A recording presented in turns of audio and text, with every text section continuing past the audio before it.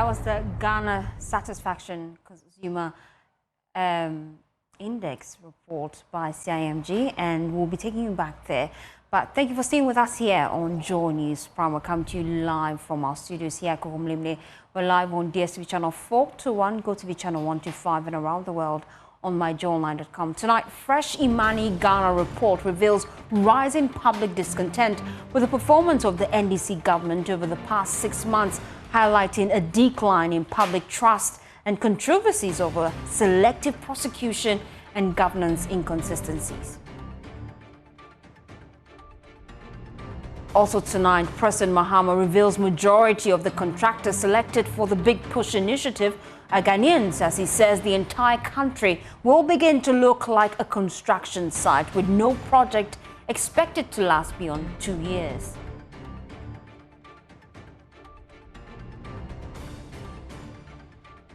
Also tonight, casualties from the Tamale Technical University protest have risen to 5 after police fired gunshot, water cannons and assaulted students, angry over poor sanitation, delayed certificates and alleged mismanagement of funds.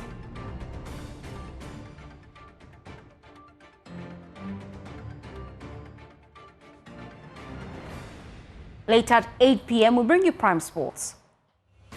Remember, we are your home of independent, fearless, and credible journalism. Please stay for details.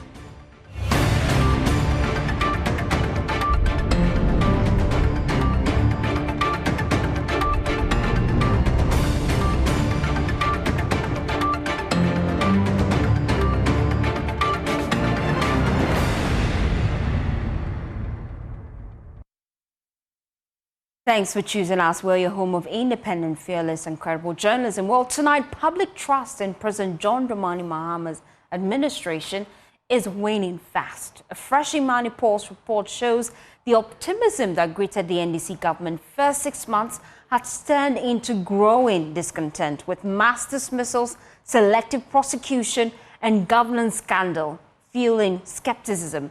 From hopes of resetting Ghana agenda to the termination, one nickname for the president, the report tracks how public sentiment flipped in just 6 months. For more on this, my colleague Caleb Blaine joins me in the studio. He's been going through this from the research decks. I want to first of all understand their sample size and how exactly they arrived at this data. So the data is from social media. Okay. So IMANI measured how people were reacting to developments and governance and how the governments were doing. If any scandals or any issues came up, how people were speaking about it. So were people speaking about it in a positive way? Were people saying that, well, let's give them a pass, things like that. So IMANI went through Facebook, X, which was Twitter, YouTube, TikTok, podcasts, news feeds, and then also the traditional media like Joy News and also the other media houses. Also, on X specifically, they went through major X pages like Joy News' page, social media influencers page, because they have more reach and then their posts get the most engagement. So they went through these social media platforms and then looked at the comments. So if someone is saying that the government did not handle this very well, that's a negative comment. So it goes into the negative pile. If someone says, oh, I like the way the government has gone so far, or the way the government handled this situation, that's a positive comment. There's also a neutral comment. So IMANI measured this from January till June for the first 6 months and then ranked them. So we have the negative pile, we have the positive pile. So, and that's how they used to determine whether the government is losing maybe some positive sentiments or gaining some positive sentiments. So if you look at the data from IMANI, in the first, if you can go to the next slide, in the first 2 months, that's January and February, the government was high. So about 70% to 60% to 70% in January and February, the government was experiencing positive sentiment. So which means that overwhelmingly, in the social media platforms I've showed you and from Ghanaians, the presidents and then the NDC were receiving praise from Ghanaians. But then if you go to the next slide, if you go to the February, after February, so January, February, March, April, May, June, then you can see that the sentiments was falling. And it's currently, we have negative sentiments of about 50%. That's in red. So in June, that's where survey ended, the negative sentiments were more than the positive sentiments. So we have 50% of the comments being negative sentiments, and then we had 45% of the 45% of the comments being positive sentiments. And if you look at the graph from March, we were stable, 45, 45. Then in April, May, went to 45, 50. That's 50 for negative, 45 for positive. And then it remained there in June. And this is coming from a high of about 70% positive sentiment. So the government has dropped a bit from 70%, now they're doing 45%. And you may ask why. So IMANI went through the comments and gave us a reason why the government is losing sentiment. The main one was mass dismissals earlier this year. That's around March when the government took over, and then they started laying off people that they claim were hired last minute by the previous administration after the elections. Also, the private jet controversy. President Mahama started using his brother's private jets, which raised some, backlash on the internet. Also, selective justice concerns. When the government came to power, they let go of the prosecutions against some NDC officials, and then started mounting prosecutions against the MPP officials. So this selective justice is what people were talking about on the internet, and then raised some negative sentiment for the government. Also, they say oral is losing its credibility because some of the cases, they're not getting updates. For instance, the national service case, no updates so far. And also the Edubuahini case, they claimed that there were delays in communication with the public, so the public thought that there's nothing going on there. Also, the Chief Justice removal process, there were so many comments on that, both positive and negative. And then finally, the Galamsey fight, especially after, some comments that the president is not putting his foot forward against the Galamsey fights and allowing some leeway here and there. So IMANI's finding really only reflects public sentiment on social media. We must put that on record. But government has, in the last hour, been responding to IMANI Pulse Report. Government spokesperson Felix Kwachiofosu says while they welcome the feedback, they reject claims of selective justice and governance failures. He insists the administration remains committed to transparency, accountability, and delivering on its promises to the Ghanaian people. Well, let me indicate that as a general principle, we value feedback and do appreciate efforts by civil society and other actors within society to draw attention to what perceptions people hold about government and its activities.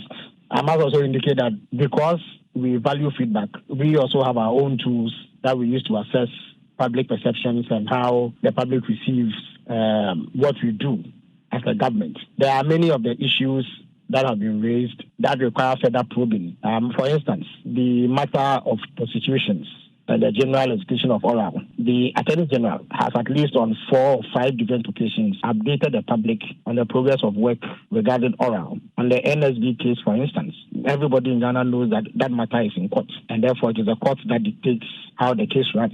Currently, the judiciary is on a legal vacation, and therefore cases cannot be heard. When they return, that case will resume. There's one other case that is in court regarding the Sky Train. And in all, there are 7 people who are standing trial. Over 80 people have been investigated. Dockets have either been built or are in the process of being built in 20 different cases. And when the judiciary returns from the legal vacation, many more cases will go to court. Let's head now to Tamale, where there's an easy calm tonight at the Tamale Technical University after what began as a peaceful protest for better infrastructure descended into chaos. 3 students sustained injuries in a violent clash with police as tensions flared on campus. The demonstration drew hundreds of students who marched to the chief's palace to present their petition before returning to campus. Their frustration stems from years of paying a levy meant for development without seeing any meaningful projects materialize. There's more in this report. Flames from burning tires lit up the Tamale Technical University campus as route control vehicle moved in. Students hailed stones at the police truck whilst officers struck back with batons, leaving some protesters injured. By the time calm returned, 3 students had sustained injuries, one of them nursing wounds to his head and hand, recounted the ordeal.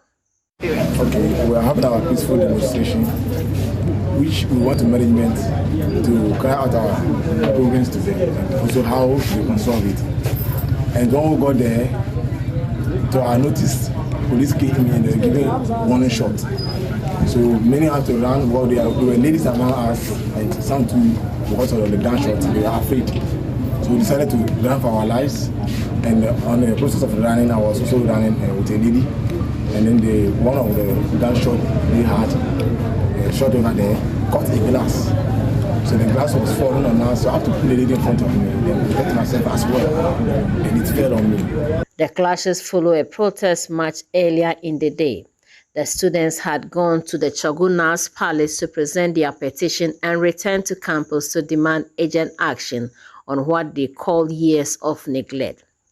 At the heart of their grievance is a development levy they insist has not produced a single development project on campus. Muhammadu Musa is the PRO of the Student Representative Council. Basically, the school face a lot of problems, but we have enumerated a few of it. Some of it are the poor sanitary conditions on campus, poor landscaping, and then inadequate lecture halls, as well as open defecation on campus. And these have been issues that we've been battling with engagement for some time now to resolve some of these issues, but to no avail.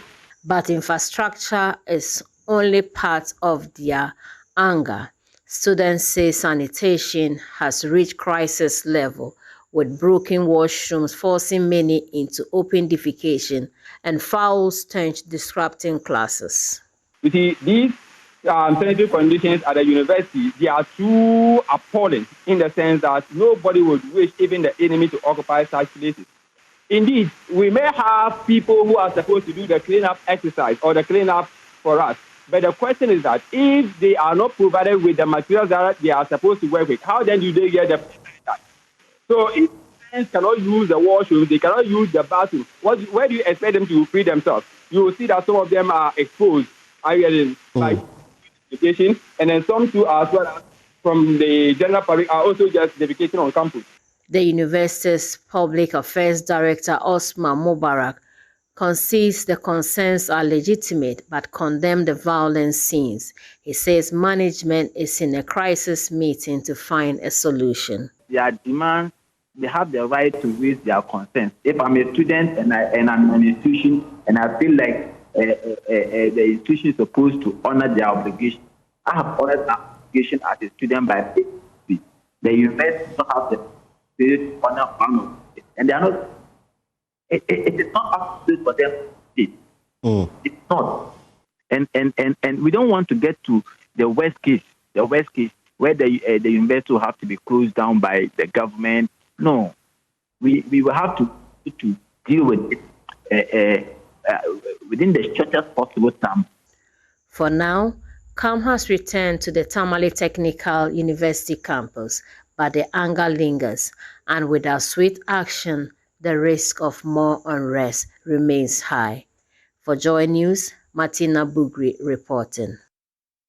From Tamale, let's head now to the central region, where 10 districts in the region are reeling under severe water shortages following the shutdown of the Kwayanku treatment plant polluted by illegal mining activities. The Regional Security Coordinating Council is joining forces with other regions to flush out illegal miners. James Aveji reports.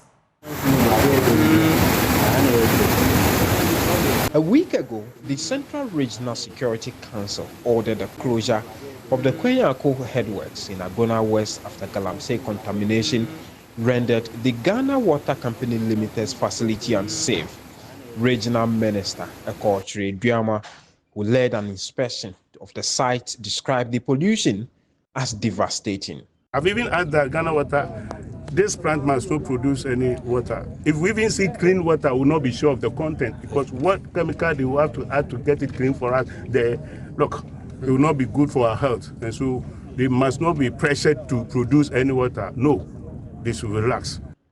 The minister has today confirmed an interministerial collaboration to remove all illegal miners from water bodies and forest reserves in the region.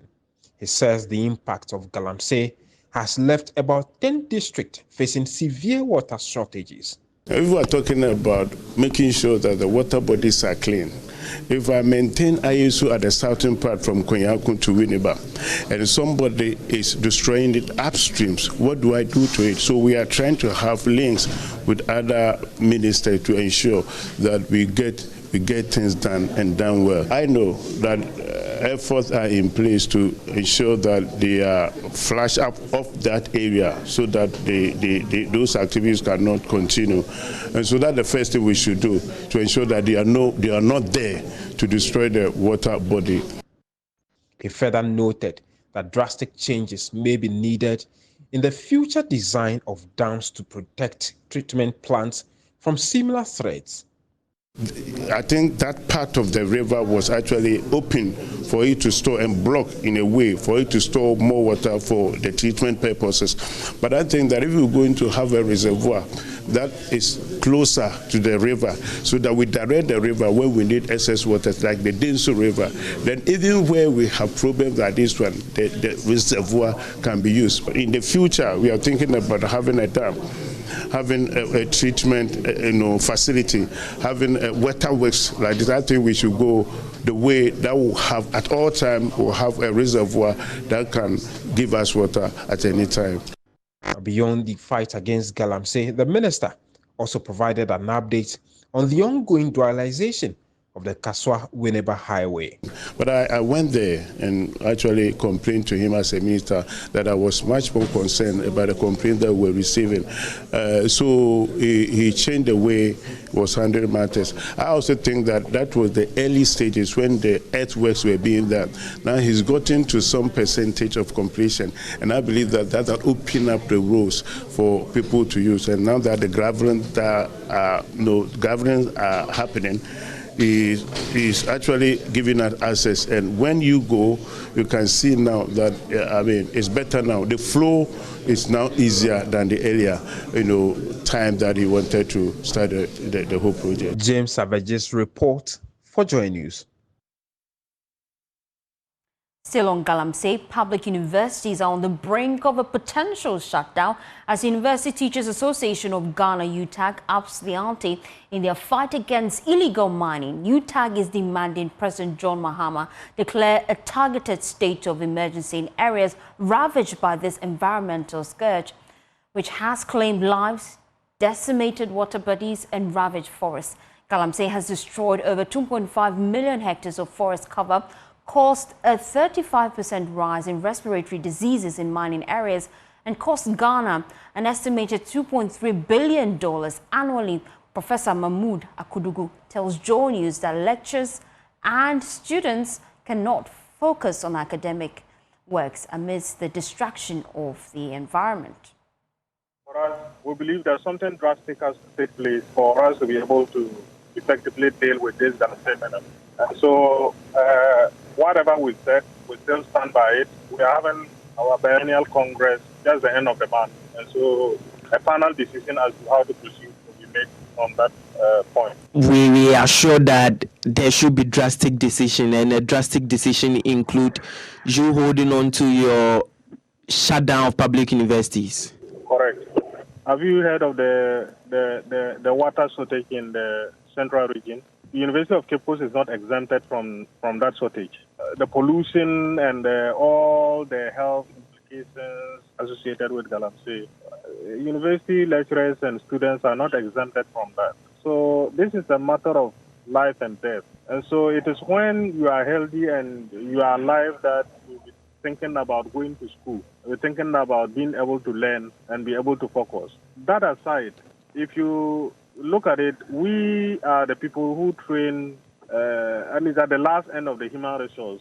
We are the funnel or the gatekeepers. And we train our students in environmental sustainability and all the rest of it. So how do we continue? What am I going to tell my students about preserving the environment at this point in time when the environment is being destroyed at the rate that will put all of us at risk? Away from that, drivers, traders and market women earlier today poured onto the streets of Accra to protest what they describe as the unlawful takeover of CMB Lorry station. The protesters say their means of livelihood is at stake as the alleged private developers, with the backing of the Railways Authority, seek to forcefully evict them. Stephen Mensah has more in the following report.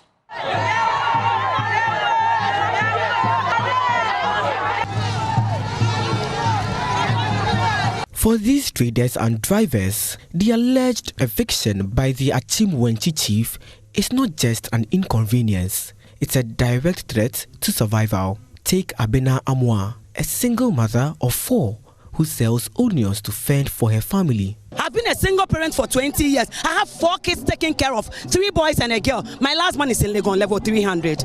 My brother, my first son completed tech and is still at home, not working. Look at us, this is our source of livelihood. What we are saying is we are pleading with the government. It's to get us a place to sell. My brother, what do you want me to do? It affects me, it affects my kids at home. But Abena is not alone. Kweku Asamoah, a driver who plies the cocoa marketing area route, says the eviction is worsening traffic and contributing to accidents in the area. Car accidents keep happening on these roads. Not long ago, a similar Metro Mass accident left some victims with amputated legs and others with severe injuries. We are pleading with the government to construct a proper market for these traders and the lorry station for us drivers so that we can earn a living. Right now, we have nowhere to park or load our passengers. We are therefore pleading to the government to come to our aid. Frustrated, the traders marched through the principal streets of Accra from the Ridge roundabout to the Jubilee House. There, they dropped off their petition, warning that their livelihoods hang in the balance. Abbas Moro is the public relations officer for the GPRTU. Now that the population is growing, it is our hope and belief that the government will look for another lorry park for us. Here we are losing the one that we have. Receiving the petition, Presidential staffer Bridget Otu assured that the matter would be treated with urgency. History there. So I want to first of all say he sees this as very serious and he will attach all the seriousness this deserves.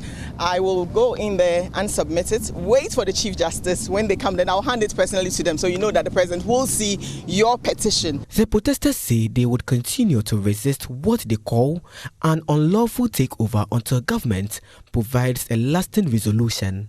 Stephen Mensah's report for Joy News.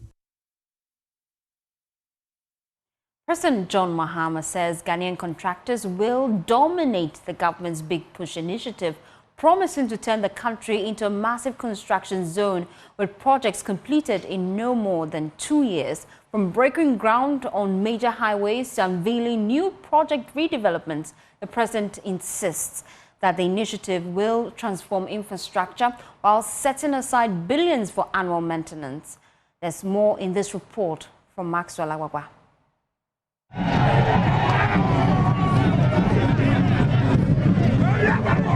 The president started from Afienya, where he broke ground for the start of construction on the Dowenya-Afienya-Dodua Road project.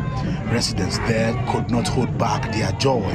Mr. Daniel Asante, head of the New Jerusalem community, Afienya, is very excited because this road has been a major issue for residents around this area.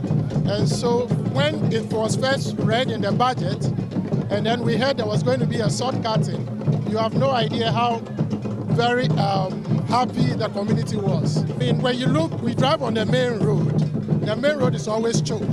And so having different access to get to Medina, Adenta, and other areas, for me, is a big relief.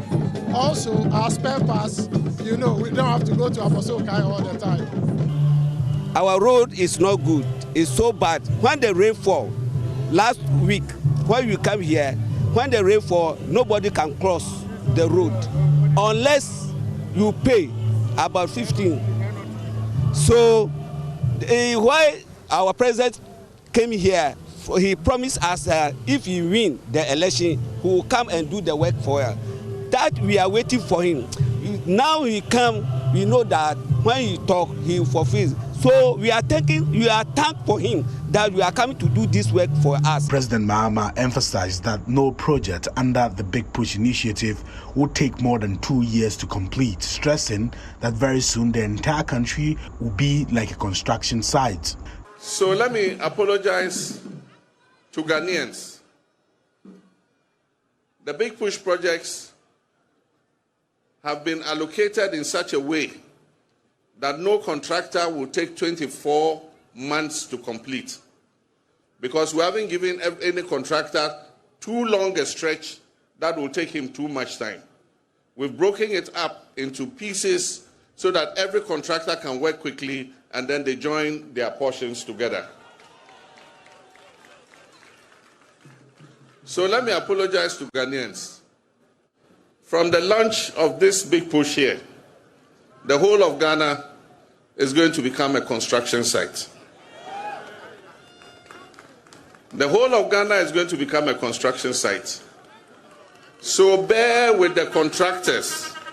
When you are driving, there will be some inconvenience because the road work will be going on. But know that we are suffering to gain. So let's bear the inconvenience. If the contractors put signs that we must follow, let's not get irritated. Let's follow the signs that the contractors have given. The Minister for Roads and Highways, Kwame Gavin Abuja, directed contractors working under the Big Push initiative to secure insurance cover for their projects. He explained that the insurance will be used to fund repairs if shoddy work is detected. President, today, we are just here to give meaning to your dream of building roads that will last. Roads that will not wash away in 6 months.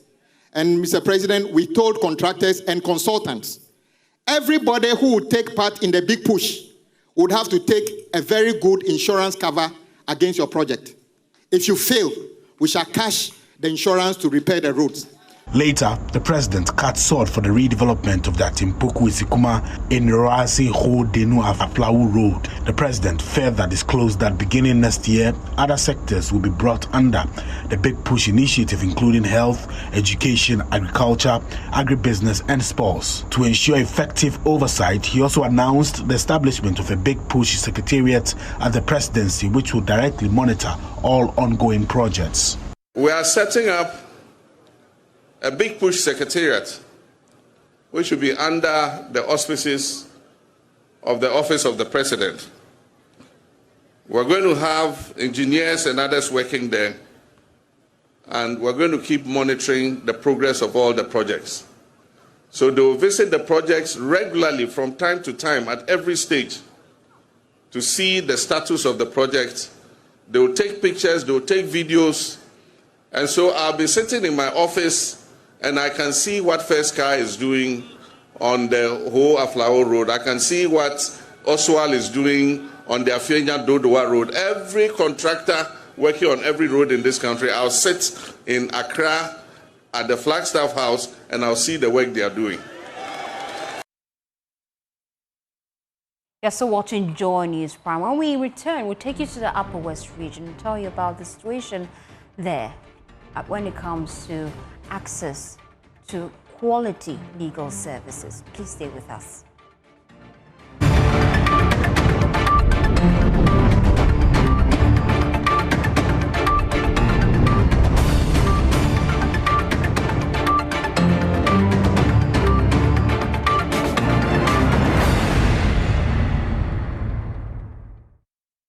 Thanks for staying with us. Justice delivery in the Upper West region is under pressure, with inadequate and dilapidated courts unable to cope with rising cases. At the Ghana Bar Conference in Wa, the regional GBA chairman bemoaned the abandonment of the High Court complex, which began nearly 20 years ago. Regional correspondent Rafiq Salam reports from Wa. The Ghana Bar Association GBA annual conference, ongoing in the Upper West region, is the first to be held in the region in its 149-year history of the conference. It attracted hundreds of members from across the length and breadth of the country, including some high-profile members of the bench. Upper West Regional Chairman of the GBA, Lawyer Ubaidu bin Sadiq, in his opening remarks at the conference, narrated the education age gap between the northern Gulf of the country and that of the south, narrowing it to the legal profession. Lawyer Ubaid bin Siddiq is however not impressed with the few courts that are available in the region to dispense justice. The Upper West region has one high court, 2 circuit courts at Wa and Lora, and 5 district courts at Wa, Jiriba, Nandom, Nadoli, and Tumu. The state of some of the aforementioned courts are nothing to write home about. Some are packed with cases with very little space and litigants crammed and huddled together while justice is being dispensed.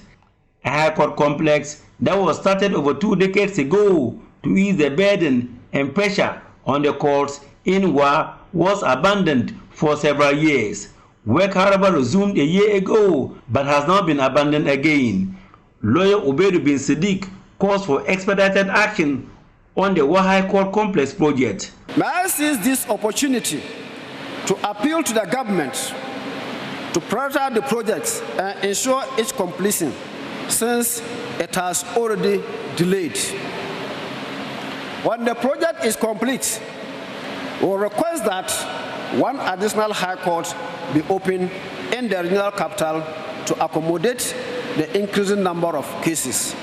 The Upper West Regional Bar Association chairman also spoke about the 2 public universities in the region, calling on the government and other benevolent organizations to pay particular attention to them.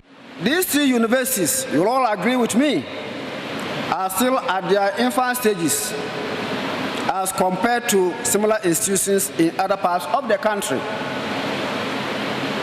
The Upper West Regional Bar therefore wants to use this platform to appeal to the government and other major stakeholders in education to pay particular attention to these institutions in terms of their infrastructure and other needs.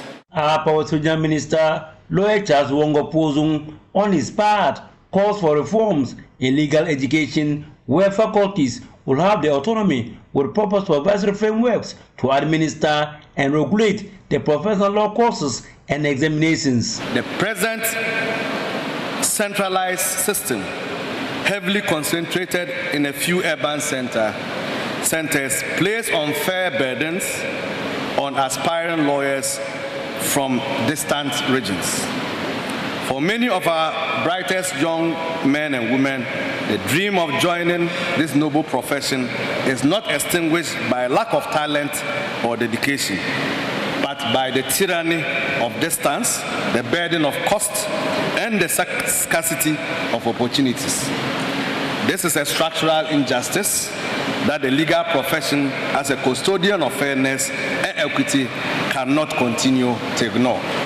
A former Attorney General and Minister for Justice, Dr. Benjamin Kumbur, who also doubles as chairman of the Governing Council of SDD Yobits, spoke about the establishment of the law faculty at the university and its maiden graduation. This was a significant milestone because for the first time in the history of tertiary education in Ghana, and almost 7 decades after independence, a university in northern Ghana conferred LLB degrees on deserving students. We are confident that by their training here, they will make it into the legal profession one day. We are calling on the Ghana Bar Association to create the enabling mentorship environment for their professional progression. Reporting for J News, Rafik Salam. Away from Wa, let's head now to Kumasi, where traders affected by fire at the Edum Blue Light Market have welcomed the decision by the Kumasi Metropolitan Assembly to allow them to rebuild the market. A rampaging fire on March 21, 2025 torched the market as wares and structures housing the traders were destroyed in the fire. A decision by city authorities to lead the rebuilding efforts was met with strong resistance by traders who insisted they wanted to self-fund the reconstruction process. Head of Fiscal Planning at KMA, Benjamin Ejenim Boateng, tells Joy News the Assembly has reached an agreement to allow the traders to reconstruct the market pending an approval of technical drawing and specifications provided by authorities. Hundreds of shops and stores were razed in a fire at a Brulite market.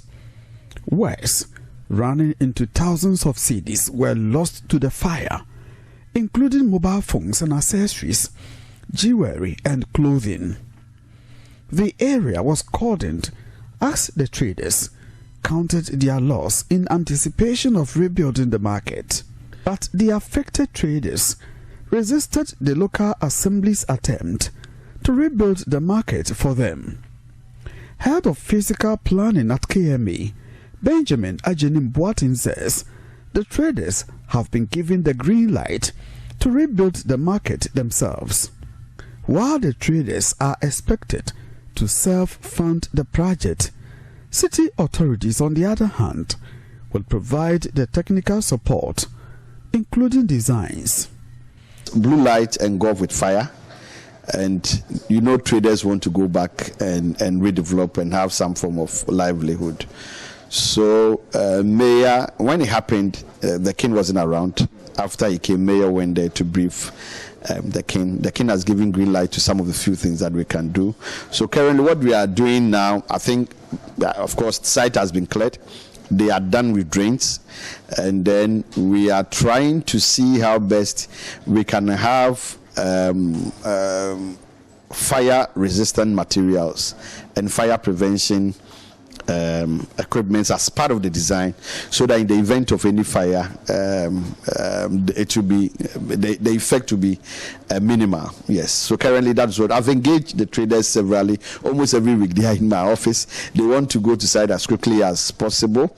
They are going to build it themselves. They've submitted a list of contractors, and we are discussing with them, and then we advise them as to which one they should pick for the reconstruction. Currently, my office is doing the designs, and then once we are done, we will give the work schedule to the contractors, and then they will come out with their own bills and materials that they are going to use. The traders have welcomed the new arrangement by the city authority. This is the leader of the Brulite traders. Yani Kumasi Kropon Bejana. Satana regional minister and I know na you may know my. In fact, a modern beer so bobia or mo boy. And what she and I may on so by. Mayo crowns out of me young fan we see a cunyaso. It will no crowns knock on a pioneer Vienna and a junior and none never here. And tea and Nibisia cunyaso so onyayimu. Omomi atias, Omoma Quine. Say Yamra assassins in Metra, as Suntino, or the ice Emma engineers a workroom. It is a much engineers nominating a year drains in Tembiano Ba, Ebeshanti, Yanni came for ne or Montamoni dear. Problem being was he say. Now the acquaintance say, yes, a per se, Casaisi, Yadi, if he said, you will say a cassia the trouble and swap. Kajetia dear, crew from dear one in intimacy, and Mutia say my. The air Chinese say, from town country plan from Eddie drawings never contractors na my year, na yen na Kusiaho, near she, the feasibility boy, any Juma ye. The KMA is currently awaiting the selection of a contractor to start the reconstruction process. From Kumasi, for Joy News, IMANI reporting.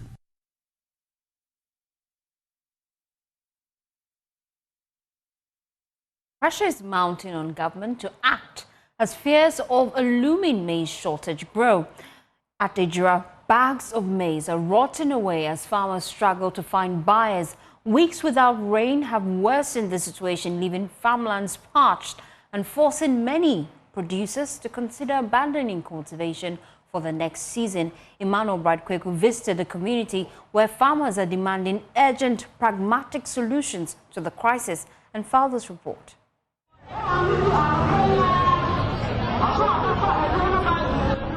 It's Monday morning at Ejura, one of Ghana's largest trading hubs for cereals and grains.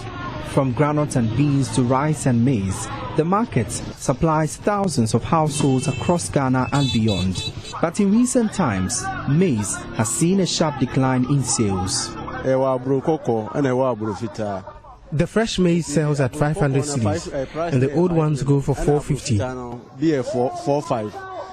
These new prices, coupled with a reclining market sale, are presenting challenges to the maize value chain. The farmers and traders are not enthused as they are seen all over haggling the new prices. Farming is the lifeline of Ejura and its surrounding communities.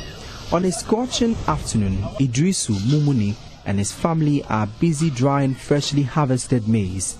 They spread the grains across a tarpaulin, relying on sun and air to reduce the moisture content. With no storage facilities, the family must rush to package and sell the maize on the next market day. But for Idrisu, the returns hardly match the efforts he invests in production. The maize business isn't good enough. For rich farmers, they're able to keep theirs. But for us who have no storage facility, we must sell immediately. After the 2024 dry spell, the price of maize has fallen by more than half, from 1,200 cedis to just 400 cedis on the market. Yet, with production costs soaring, the sharp decline has left many farmers frustrated and delusioned. Ghana experiences a glut of maize during the main crop season from June to September, but despite the bustle and noise of the crowded Ejura market, traders say business has been slow and their pockets tell the story.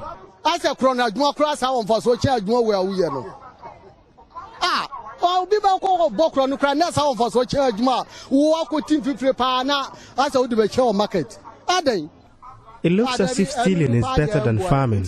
Every time they are talking about cocoa, they would neglect us. Our work is more hectic than the cocoa farmers. While some have opted to hoard the maize at home, others are compelled to leave the heaps of their maize harvest on their farms. You're still watching Joy News. From when we return, we'll bring you showbiz. Please stay tuned in.